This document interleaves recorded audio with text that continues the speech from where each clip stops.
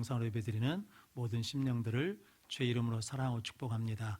하나님의 평강 가운데 늘 믿음 안에서 강건한 성도들 되시길 바랍니다. 우리 몇 번 한번 같이 인사하겠습니다.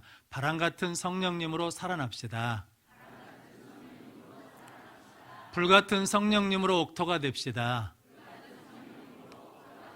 그래서 모든 성도님들이 성령 충만함을 받아 30배, 60배, 100배로 결실하는 복된 삶을 사시길 바랍니다. 오늘은 사도행전 2장 1절로 13절 말씀, 성령 강림의 역사라는 말씀으로 함께 은혜를 나누겠습니다. 먼저 주여 말씀하옵소서 같이 하겠습니다. 주여 말씀하옵소서 주의 종이 듣겠나이다. 아멘. 하나님의 음성이 들리는 복된 시간이 되시기를 바랍니다. 오늘 본문 말씀은 120명의 성도들이 기도하고 순종했더니 예수님이 약속해 주신 대로 성령님이 강림하셨거든요. 그리고 강림하신 다음에 어떤 일들이, 어떤 역사가 일어났는지를 말씀해 주십니다. 그래서 오늘 본문 말씀에 은혜를 함께 나눔으로 본문 말씀을 통해서 성령의 역사를 우리도 받아, 그 은혜를 받아 누려서 응답받고 해결받는 성도들이 되시고, 그 은혜와 복을 가지고 삶의 자리에서 예수 증인으로 살아가는 우리 모든 성도들이 되시기를 바랍니다. 성령 강림의 역사 첫 번째는 하나님 다스림의 역사입니다. 4절 말씀 같이 읽겠습니다. 그들이 다 성령의 충만함을 받고 성령이 말하게 하심을 따라 다른 언어들로 말하기를 시작하니라. 아멘. 120명의 성도들이 함께 기도하고 순종했더니 다 무엇을 받았냐면 성령의 충만함을 받았습니다. 그래서 그들이 스스로 말한 것이 아니라 성령이 말하게 하심을 따라서 말하기 시작했다라고 말씀하거든요. 즉 하나님의 다스림이 임했다라고 말씀합니다. 예수님도 하나님의 나라를 말씀하셨거든요. 그래서 나라에 3요소가 있다고 그러지 않습니까? 나라가 있으려면 국민이 있어야 되고 영토가 있어야 되고 주권이 있어야 됩니다. 그래서 하나님께서 창조 사역을 하시면서 우리에게 하나님 나라를 보여주셨거든요. 그래서 백성으로 아담과 하와를 만드셨습니다. 영토로 에덴 동산을 주셨습니다. 주권으로 동산에 있는 모든 나무의 과실은 임의로 먹어도 되는데 중앙에 있는 선악을 알게 하는 선악과는 먹으면 죽는다라고 하면서 하나님이 다스리는 통치 기준을 세워주셨습니다. 이게 주권이거든요. 그런데 뱀의 유혹을 받은 아담과 하와가 하나님의 말씀에 불순종하고 선악과를 따먹거든요. 그런 성도 여러분, 불순종이 불순종으로 끝나는 게 아니라 불순종이 어떤 의미냐면 이제 나는 하나님의 다스림을 받지 않겠습니다. 하나님의 다스림을 거절하는 거거든요. 하나님의 다스림을 거절했더니 뭐가 들어옵니까? 죄가 들어와서 사망이 다스립니다. 그럼 성도 여러분, 우리가 하나님의 다스림을 받을 때 생명을 지킬 수 있고 영생을 지키는 능력의 삶을 살게 될 줄로 믿습니다. 그래서 예수님이 이 땅에 죄와 사망의 종노릇, 죄와 사망의 다스림을 받는 우리를 구원해 주시기 위해서 십자가에 우리 죄를 위해서 죽으시고 3일 만에 부활하심으로 죄와 사망의 권세를 이기셨거든요. 그래서 이제 예수를 믿으면 죄의 다스림을 받지 않고 사망의 다스림을 받지 않고 예수님의 다스림, 하나님의 다스림을 통해서 구원받고 영생을 얻는 삶을 살게 된 줄로 믿습니다. 그래서 우리는 이제 저는 예수 믿습니다 라는 말은 나는 누구의 다스림을 받는다는 겁니까? 나는 하나님의 다스림을 받습니다 라고 고백하는 겁니다. 그래서 로마서 5장 17절 말씀 같이 읽겠습니다. 한 사람의 범죄로 말미암아 사망이 그 한 사람을 통하여 왕노릇하였은즉 더욱 은혜와 의의 선물을 넘치게 받는 자들은 한 분 예수 그리스도를 통하여 생명 안에서 왕노릇하리로다. 아멘. 불순종한 아담을 통해서 죄로 말미암아 사망의 다스림을 받았는데 우리는 은혜로 예수 그리스도를 믿음으로 예수 그리스도를 통해서 생명, 영생의 다스림을 받는 하나님의 다스림을 받는 자녀들이 되었다라고 말씀합니다. 그럼 성도 여러분, 성령이 강림하셔서 우리에게 그 하나님의 다스림의 역사를 이루어 주셨다라고 말씀합니다. 예수님이 마태복음 5장, 6장, 7장 산상수훈을 산에서 말씀하시고 내려오셔서 제일 처음 만난 사람이 있습니다. 그게 누구냐면 나병에 걸린 문둥병자를 만나셨거든요. 그런데 그 나병, 한센병 걸린 사람이 예수님을 만나서 이렇게 말합니다. 마태복음 8장 2절 말씀 마태복음 8장 2절 말씀 같이 읽겠습니다. 한 나병 환자가 나와 절하며 이르되 주여 원하시면 저를 깨끗하게 하실 수 있나이다 하거늘. 아멘. 복음서에서 예수님을 주라고 제일 처음 부른 사람이 누구냐면 이 사람입니다. 주라는 말은 언어적으로 큐리오스라는 말인데 왕이라는 말입니다. 그러니까 예수님을 왕이라고 부른 것은 예수님이 나를 뭐 하신다는 겁니까? 다스리십시오 라는 거거든요. 제가 지금 문둥병에 걸려 있는데 병의 다스림을 받고 있잖아요. 그런데 주님이 나를 다스려 주시면 내가 그 병에서 깨끗해질 걸로 믿습니다 라는 마음으로 주여 원하시면 나를 깨끗게 하실 수 있습니다 라고 주님을 찾거든요. 그때 주님이 내가 원하노니 깨끗함을 받으라 그러면서 고쳐주시거든요. 그럼 성도 여러분, 하나님의 다스림이 복이라는 게 뭐냐면 하나님의 다스림을 받으면 응답을 받습니다. 하나님의 다스림을 받으면 치유가 일어납니다.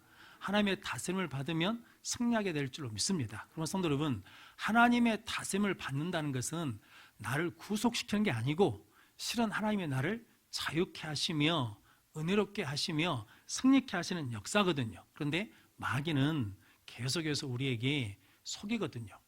하나님의 다스림을 받으면 내가 구속받는 걸로 생각해서 자꾸 하나님에게서 멀어지려고 그러거든요. 그런데 이것을 믿는 믿음의 사람은 주님 나를 다스려 주십시오, 하나님 나를 다스려 주십시오 라고 하면 그때부터 하나님께서 역사하시고 해결해 주시고 응답해 주실 줄로 믿습니다. 누가복음 19장에 보면 삭개오라는 사람이 나오거든요. 삭개오는 세리장입니다. 그 당시 세리는 매국노라고 욕먹는 사람들이거든요. 그런데 세리장이 되었으니까 욕을 먹으면서도 불구하고 악착같이 살았다는 거죠. 그래서 뭐가 된 겁니까? 세리장이 됐습니다. 그런데 만족이 없습니다. 공허합니다.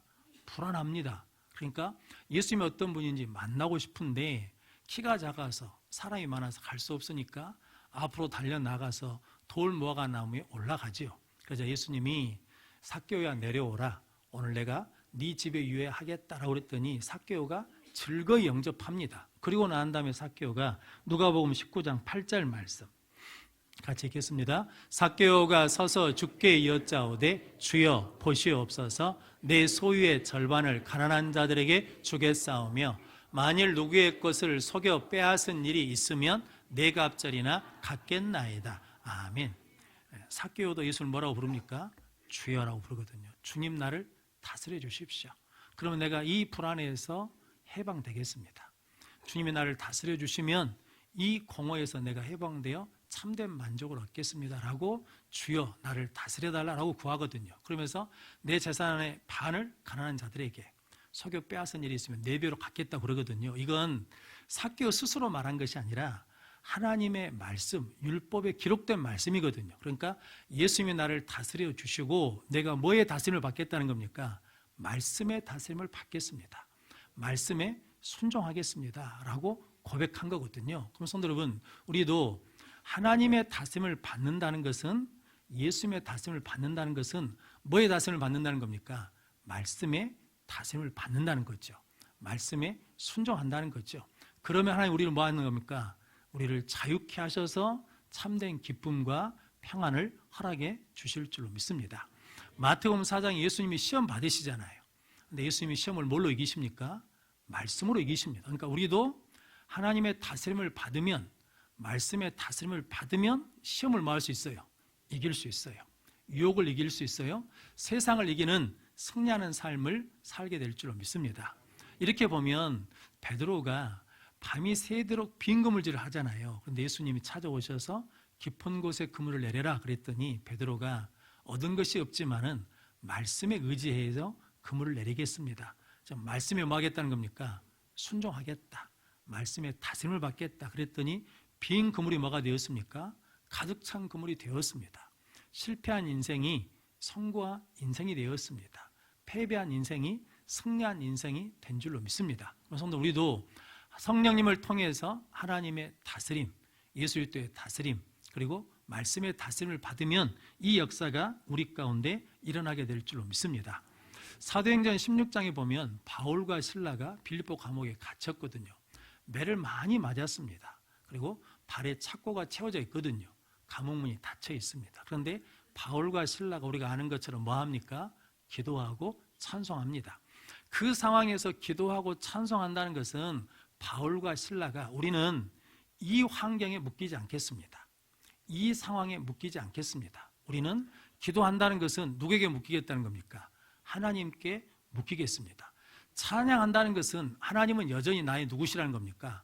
왕이십니다. 그래서 하나님의 다스림을 구하는 거거든요. 그랬더니 옥토가 흔들리고 옥문이 열리고 착고가 풀어지거든요. 그럼 성도 여러분, 우리도 마찬가지죠. 우리 삶에 힘들고 어렵고 아프고 슬픈 일, 힘든 일이 있거든요. 그런데 그것에 묶이지 않기 위해서 우리가 뭐 해야 돼요? 기도하시면 돼요. 찬양하시면 돼요. 그러면 그 환경과 조건에 묶이는 것이 아니라 하나님의 다스림 속에서 하나님이 열어주시는 역사가 일어나고 풀리는 역사가 일어날 줄로 믿습니다. 그런데 그것만 일어난 게 아니죠. 바울과 실라가 전혀 생각지 않던 일이 일어나거든요. 간수가 제수들이 다 도망간 줄 알고 자결 하려고 하니까 죽지 말라고, 우리가 있다고. 그러니까 그 간수가 우리가 어떻게 해야 구원을 얻습니까? 그랬더니 주 예수를 믿으라. 그러면 너와 내 집이 구원을 얻으리라 라고 말씀하시거든요. 그래서 하나님의 다스림을 받았더니 어떤 역사가 일어납니까? 구원의 역사가 일어납니다. 성도 여러분, 내가 하나님의 다스림을 받으면 내가 하나님의 나라가 됩니다.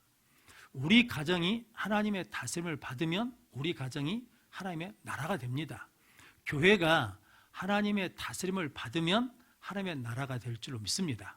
이 민족도 하나님이 다스리시면 하나님의 나라가 되어서 든든히 서갈 줄로 믿습니다. 시편 93편 1절 말씀 같이 읽겠습니다.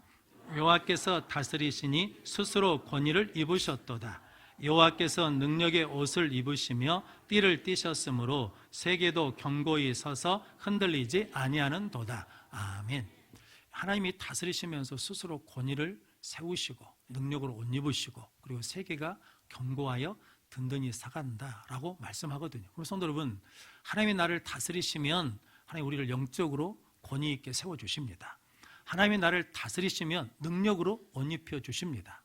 하나님이 다스리시면 결코 흔들리지 않는 견고한 믿음 가운데 승리케 해주실 줄로 믿습니다. 그럼 성도 여러분, 이 사순절 기간 동안에 우리 모든 성도님들이 성령님을 구해서 성령 충만하여 하나님의 다스림을 통해서 응답받고 해결받고 치유의 역사가 나타나는 복된 성도들 되시기를 바랍니다. 성령 강림의 역사 두 번째는 소통의 역사입니다. 11절 말씀 같이 읽겠습니다.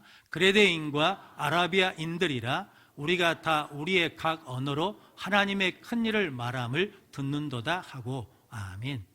이제 각 사람이 다른 언어로 성령의 말하게 하심을 따라서 말하거든요. 이제 오순절 유대인의 절기이기 때문에 예루살렘으로 다 모여야 되거든요. 각국에 흩어졌던 유대인들이 예루살렘에 모이는데 요세푸스라는 역사학자에 의하면 얼마나 모이냐면 예루살렘에 200만 명이 모인다 그러거든요. 그런데 200만 명이 모였는데 그 중에 120명에게 뭐가 임했다는 겁니까? 성령님이 강림하셨습니다. 기도하고 순종하는 믿음의 사람들에게 성령님이 임하시니까 능력이 나타났어요. 어떤 능력이 나타났냐면 천하 각국의 언어로 말하기 시작한 겁니다. 그래서 9절에서 11절까지 그 나라 사람들의 이름이 나오거든요. 그런데 그 사람들이 놀라는 거죠. 우리가 어떻게 저 사람들이 갈릴리 사람들인데 우리나라 말로 알아듣냐라는 거죠. 그래서 하나님이 하신 큰 일을 들었다라고 말씀합니다. 즉 예수님이 우리를 위해서 십자가에 달려 죽으시고 3일 만에 부활하시고 승천하심으로 하나님의 다스림을 뭐 했다는 겁니까? 이루었다라는 이야기를 다 들었다라는 거거든요. 다 들었어요. 소통이 됐다라는 거거든요. 원래 하나님의 언어를 하나로 만드셨거든요.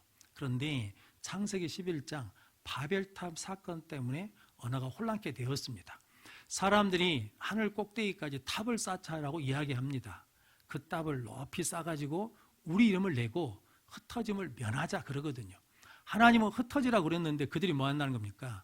불순종하고 자기들이 높아지겠다고 교만하거든요. 그러니까 하나님이 내려다보시다가 창세기 11장 7절로 8절 말씀 같이 읽겠습니다. 자, 우리가 내려가서 거기서 그들의 언어를 혼잡하게 하여 그들이 서로 알아듣지 못하게 하자 하시고 여호와께서 거기서 그들을 온 지면에 흩으셨으므로 그들이 그 도시를 건설하기를 그쳤더라. 아멘. 그러니까 언어가 혼란해지니까 뭐가 안 돼요? 소통이 안 돼. 불통이 된 거거든요. 그래서 뭐 하지 못해요? 일이 안 돼. 그러니까 건설한 것을 그쳤다. 그리고 그들이 흩어졌다라고 말씀하거든요. 아담과 하와도 실은 불순종하기 전에는 이 사람은 내 뼈 중에 뼈요 살 중에 살이라고 너 없이는 못 살아 그랬잖아요. 그런데 불순종하고 나니까 누구 때문이라는 거예요? 너 때문이라는 거죠. 그러니까 순종할 때는 네 덕분이었어요. 그런데 불순종하고 나니까 사망이 다스리니까 너 때문이라는 거거든요. 그래서 뭐예요? 서로 관계가 깨져요. 근데 사람의 관계만 깨진 게 아니라 창세기 3장에 보면 땅이 가시덤불과 엉겅퀴를 냅니다. 그러니까 불통이 되고 그리고 관계가 깨지면 뭐 할 수 없다는 거예요. 열매가 맺어지지 않아요. 그럼 성도 여러분, 예수님이 그것을 소통시키기 위해서 십자가에 달려 죽으시고 죽기까지 복종하셔서 이제 3일 만에 부활하셔서 죄와 사망의 권세를 이기셔서 이제 하나님과 우리를 뭐하게 하셨다는 거예요. 화목하게 하셨다라는 거거든요. 그 은혜를 우리가 누리고 있는 줄로 믿습니다. 그럼 성도 여러분, 성령의 강림하심을 통해서 소통이 되는 것, 관계가 회복되는 것이 열매 맺는 길이다라는 거죠. 관계 능력이 우리의 축복의 능력이다라고 말씀합니다. 그런데 예수님이 이제 그 일을 이루시고 우리에게 사명을 주셨거든요. 내가 하나님과 너희를 화목하게 한 것처럼 이제 너희도 화목하게 하는 직분을 주셨습니다. 화목하게 하는 말씀을 주셨거든요. 자, 그럼 우리가 어떻게 화목하는 자로 쓰일 수 있냐라는 거죠. 자, 예수님 우리에게 친히 보여주시고 말씀해 주셨거든요.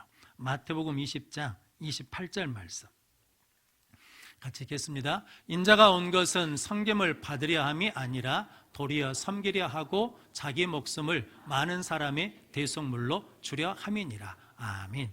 예수님이 섬김을 받으러 온 것이 아니라 섬기러 왔다는 거죠. 그래서 그 몸을 화목제물로 대속물로 주셨다라고 말씀합니다. 복음서에 보면 사람들이 예수님께 찾아올 때 다 누구 문제를 가지고 오냐면 자기 문제를 가지고 찾아옵니다. 내 눈을 떼어주십시오. 내 병을 고쳐주십시오. 내 딸을 살려주십시오. 다 자기하고 관계된 걸 가지고 찾아오는데 로마 백부장은 자기 문제로 찾아온 것이 아니라 하인의 문제를 가지고 찾아옵니다. 그러니까 자기보다 더 높은 사람이 아닙니다. 자기 출세에 도움이 되는 사람이 아니거든요. 없어도 되는 사람인데 그 하인을 위해서 예수님께 와서 간구하거든요. 예수님, 주여 내 종이 병들어 괴로워하니까 고쳐달라고 구하거든요. 그때 예수님이 네 집에 갈게 그랬더니 오지 마시고 말씀만 하십시오. 그러면 고쳐진다는 거죠. 그러다 예수님이 이스라엘 사람 중에 아무에게서도 이만한 믿음을 본 일이 없다라고 말씀하시거든요. 그러니까 그 믿음이 뭐라는 겁니까? 크다는 거죠. 그러니까 하나님의 다스림을 받고 섬기는 그 사람의 믿음이 크다고 예수님이 인정해 주셨거든요. 그러면서 마태복음 8장 11절 12절 말씀 같이 읽겠습니다. 또 너희에게 이르노니 동서로부터 많은 사람이 이르러 아브라함과 이삭과 야곱과 함께 천국에 앉으려니와 그 나라의 본 자손들은 바깥 어두운 데 쫓겨나 거기서 울며 이를 갈게 되리라. 아멘. 이방인은 예수를 뭐로 불러요? 주여라고 불러요. 예수님의 다스림을 받아요. 그리고 자기 하인을 위해서 뭐예요? 예수님께 나와서 구하는 섬기는 자가 돼요. 그러니까 이런 사람들이 동서로부터 많이 와서 천국에 들어가는데 본 자손들, 하나님을 믿는다고 하는 이스라엘 백성들, 바리새인 서기관들이 예수님을 주로 고백해요? 안 해요? 안 해요. 하나님의 다스림을 거절해요. 말씀에 순종하지 않아요. 자기보다 못한 사람들을 섬기는 게 아니라 뭐합니까?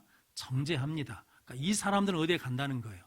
지옥에 간다는 거예요. 그럼 성도 여러분, 우리가 예수 믿고 구원받았다는 것은 뭐냐면 내가 하나님의 다스림을 받습니다. 그 다스림을 가지고 어떤 삶을 사는 거냐면 섬기는 삶을 사는 것이 구원받은 성도라는 거죠. 성도 여러분들이 이 믿음의 역사를 이루며 살아가는 능력의 성도들이 되시길 바랍니다. 부부 집사님이 계시는데 5남매랍니다. 남편분이. 근데 그 당시는 옛날에는 다 어렵게 살았잖아요. 다 어려운데 남동생이, 여자 집사님한테는 시동생이죠. 남동생이 몸이 아파요.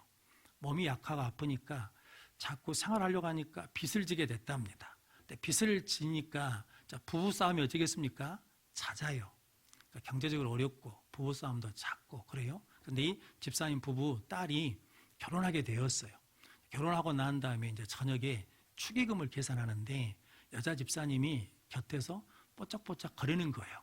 그러니까 무슨 할 말이 있다는 거죠. 그래서 무슨 말인가 하고 들어봤더니 여보, 그 축의금 가지고 시동생 빚 갚아줍시다 그랬다는 거예요. 근데 실은 나도 힘들잖아요. 나도 어려워요. 그런데 그 돈을 가지고 동생, 시동생 빚 갚아주자는 거죠. 왜냐하면 빚 때문에 고통스럽고 부부관계가 어려우니까 거기서 뭐 하자는 겁니까? 건져주자는 거죠. 근데 성도 여러분, 만약에 그분들이 돈의 다스림을 받는다 그러면 그렇게 할 수 있어요? 없어요? 못해요. 아까워서 못하지. 근데 환경의 다스림을 받는다 그러면 해요? 못해요? 못하죠. 왜냐하면 우리도 어려운데. 그런데 누구 다스림을 받으니까? 하나님의 다스림을 받으니까 뭐 할 수 있어요? 섬길 수 있어. 대성물이 될 수 있어. 사명을 감당할 수 있어. 그 사람들을 건지는 구원의 역사를 이루는 사명을 감당하는 능력의 삶을 살게 된 줄로 믿습니다. 그럼 하나님께서 그 가정을 뭐 하시겠습니까? 축복하십니다. 출애굽기 20장 6절 말씀 같이 읽겠습니다. 나를 사랑하고 내 계명을 지키는 자에게는 천대까지 은혜를 베푸느니라. 아멘.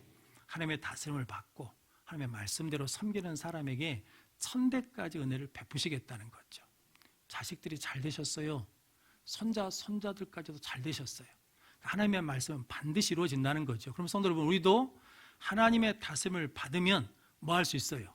섬기는 능력의 삶을 통해서 하나님이 우리 자손 대대로 축복의 문을 여는 데 쓰임받는 능력의 삶을 살게 될 줄로 믿습니다. 예전에도 한번 말씀드렸는데 미자리 교회 목사님이 그런 고백을 하셨거든요.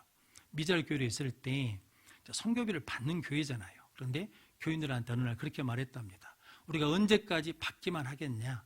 우리도 선교비를 보냅시다. 그래가지고 선교비가 들어오면 띄어서 선교비를 보냈어요. 인도네시아에. 그리고 일본, 미국, 캐나다에 유학 가는 학생들한테 매달 10만 원씩 보냈다는 거거든요. 그런데 지금은 얼마를 보내느냐? 한 달에 10배가 넘는 400만 원, 500만 원씩 선교비를 보내는 교회가 됐다라는 거거든요. 성도 여러분, 섬기면 내가 풍성해집니다. 섬기면 받는 사람도 풍성해지는 은혜를 허락해 주실 줄로 믿습니다. 그런데 전제가 있어요. 하나님의 다스림을 받아야 뭐 할 수 있어요? 섬기는 능력의 삶, 소통하는 삶, 관계를 회복시키는 능력의 삶을 살게 될 줄로 믿습니다. 그럼 우리 모든 성도들이 되시기를 바랍니다. 지난달 2월 21일 날 아프리카 마다가스카르라는 나라에서 선교사 두 분이 순교하시는 사건이 있었거든요. 마다가스카르라는 나라가 가장 가난한 나라 중에 하나랍니다. 노동자들이 하루 일해가지고 버는 돈이 얼마냐면 1달러가 채 못 된대요. 그러니까 우리나라 돈으로 한 1,500원 버는 거예요. 하루 종일 일해가지고. 그러니까 가난한 나라예요. 그런데 거기 이번에 순교하신 김창렬 선교사님이 2년 전에 가셨어요. 이분 나이가 몇 살이냐면 89세입니다. 그러니까 이분이 벌교에서 영성교회에서 목회하시고 은퇴하셔서 원로 목사님이시고 순서 노회장 역일을 하신 분이시거든요. 이분이 농촌 계몽운동을 열심히 하신 분이에요. 벌교 보성 지역에 딸기 하우스를 처음으로 도입하신 분이시고 호주에서 젖소를 수입해가지고 낙농을 할 수 있도록 문을 열어주신 분이란 거거든요. 그런데 이분이 그곳에 가셨습니다. 돌아가신 한 분 목사님은 사위예요. 이림은 목사님이라고 60세예요. 그런데 그 장인어른이 불렀어요. 농기계도 수리하고 농업학교도 같이 하자라고 해서 이분이 인쇄업을 하시다가 늦게 신학교를 가셔서 이제 목회를 막 시작한 지 얼마 안 되거든요. 근데 이분은 한 7, 8개월 됐답니다. 그런데 강도 7명이 들어와가지고 이제 돈 내라고 해가지고 돌아가셨거든요. 근데 이 김창렬 목사님을 그 마다가스카르로 부르신 분이 있어요. 누가 불렀냐면 한응수 목사님이라는 분이 불렀어요. 나이가 2살 더 많아요. 91세예요. 그런데 이분이 젊었을 때 총회 농어촌 선교하면서 김창렬 목사님하고 관계가 있어가지고 내가 마다가스카르에서 내가 지금 내 여생을 바치려고 하는데 너도 당신도 오시오. 그래가지고 그 부르심에 순종하고 갔어요. 가가지고 묘목을 재배해가지고 가난하니까 집 앞에 유실수를 심어서 수익을 얻도록 하고 농업대안학교도 만들려고 하고, 그리고 이제 침수를 해가지고 아픈 사람들 고치기도 하고, 교회도 개척해서 그렇게 막 시작하고 이제 막 농장도 열어서 하려고 하는데 강도 때가 와가지고 순교를 당했거든요. 돈 얼마 가져갔냐면 90만 원 가져갔답니다. 이 두 분 선교사님은 나이가 지금 89세, 91세면 선교를 가야 돼요? 돌아와야 돼요? 돌아와야지. 그러잖아요. 그런데 이분들은 누구의 다스림을 받으니까? 하나님의 다스림을 받으니까 부르신 그곳에 가서 뭐 하겠다는 겁니까? 그 땅 사람들을 위해서 섬기겠다는 거죠. 그런데 그 강도들은 참 어리석지요. 그분들이 뭐하러 온 거예요? 자기 나라를 잘 살 수 있도록 하기 위해서 오신 분들이잖아요. 근데 그걸 알아요? 몰라요? 몰라. 뭐의 다스림을 받고 있으니까? 돈의 다스림을 받고 있으니까. 근데 그 사람들만 그럴까? 그런 생각이 드는 거죠. 우리도 뭔가의 누군가의 다스림을 받거든요. 근데 하나님의 다스림을 받으면 지혜롭고 능력 있는 삶을 사는데, 하나님의 다스림을 받지 않으면 돈의 다스림을 받든 세상의 다스림을 받든 뭔가 다스림을 받는다는 거죠. 그럼 뭐가 되는 거예요? 어리석은 자가 되는 거예요. 그래서 오늘 12절 13절 말씀에 놀라는 사람들이 있어요. 그리고 뭐 하는 사람이냐면 조롱하는 사람들이 있어. 우리가 하나님의 다스림을 받으며 섬기며 살면 세상 사람들이 놀라기도 하는데 한편으로는 뭐 하기도 해요? 비웃고 조롱하기도 해요. 그래도 우리는 뭐 해야 돼요? 그 믿음의 길을 가야 돼요. 근데 세상에서만 그러냐? 그러지 않죠. 교회 안에서도 그럴 수 있어요. 하나님의 다스림을 받으며 섬기는데 아이고 잘한다 고맙다는 사람이 있는 반면에 뭐라고 하냐면 조롱하고 비웃고 우리를 하찮게 취급하는 경우도 있거든요.